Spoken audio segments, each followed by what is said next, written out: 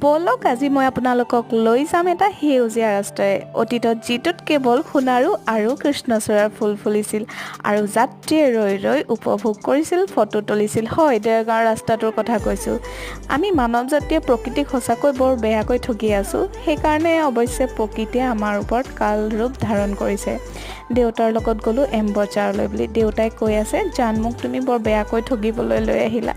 উপায় নাই কি কৰিব কওকচোন সপোনটো ময়ো দেখোঁ যে বজাৰৰ বস্তুবোৰ মোৰ মা দেউতা আৰু ঘৰখনৰ বাবেই হওক আৰু পইচাটো মই পে' কৰিম কিন্তু সেয়া হৈ উঠা নাই ভগৱান ব্যস্ত আছে বেলেগৰ লগত এয়া দেউতাই আকৌ বজাৰ কৰিছে শাক পাচলিৰ গুটি দেউতা আজিকালি এগ্ৰিকালচাৰৰ লগত জড়িত যে তেওঁক মই এগ্ৰিকালচাৰ অফিচাৰ বুলি ক'বলৈ ল'লোঁ